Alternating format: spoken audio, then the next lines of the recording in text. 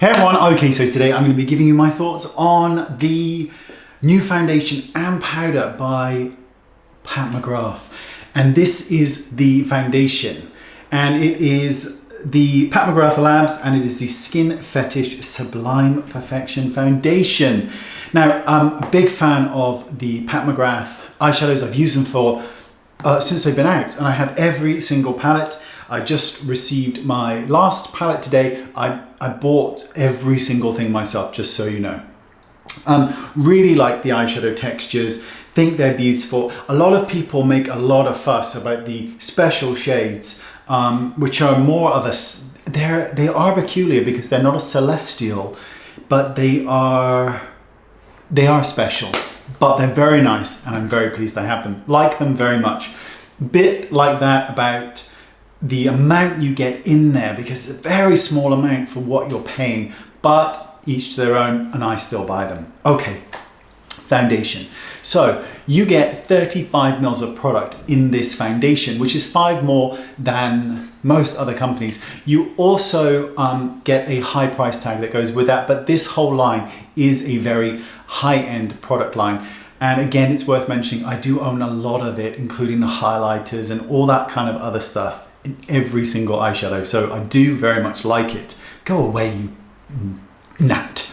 So with the foundation, it is a peculiar foundation and one that I like, but not on me. So I've tried it on other people and it actually works really, really nicely. But on me, it didn't work very well at all.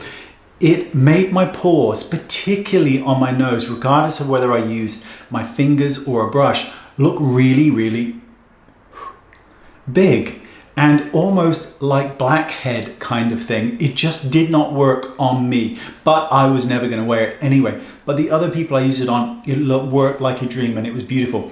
What I find most peculiar about this product is it has a very high alcohol content. I think alcohol is the 3rd ingredient, or maybe the 4th, but it has a very strong concentration and you're able to smell it. What I find most peculiar about this foundation is that with a high concentration of alcohol, you would expect the formula to dry down very, very quickly.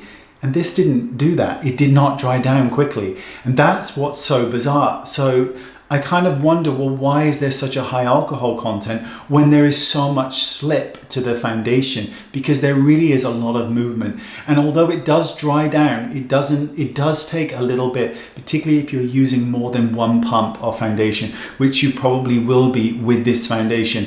One pump will give you sheer to, well, it'll probably give you light coverage, but 2 pumps you will definitely get a more full coverage effect.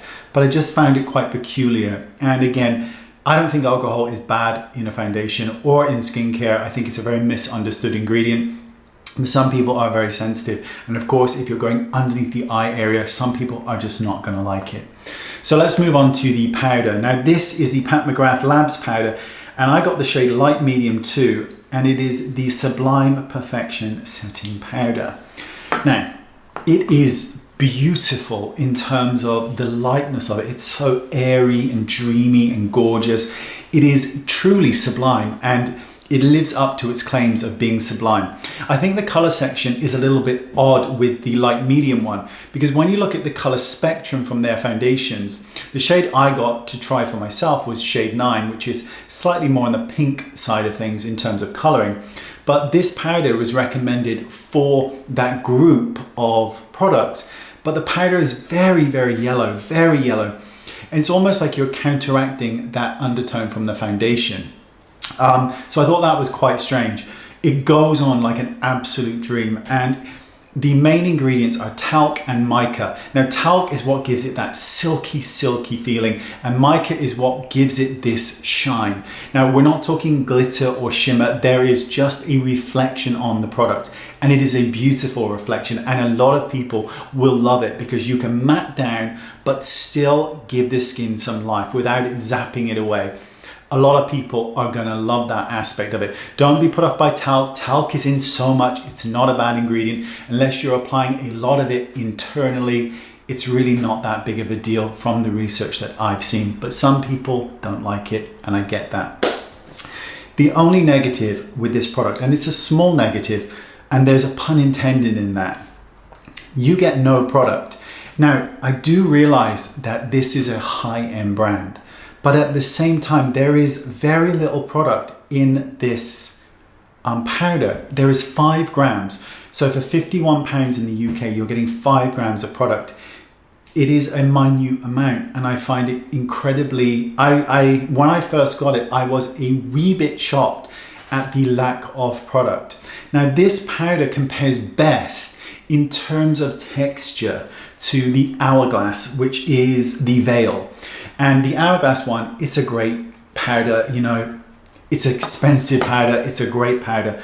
But even, these two are, the texture is very, very similar.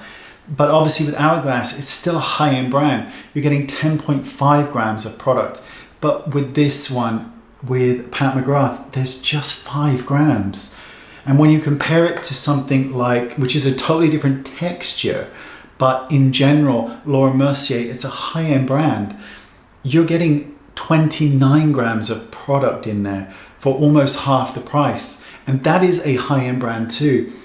This powder is truly beautiful in every way, shape and form. It is just the smallest amount, and I get the whole, it's high-end. But just because something is high-end doesn't mean we don't deserve to have some product too. Tom Ford is very, very high-end.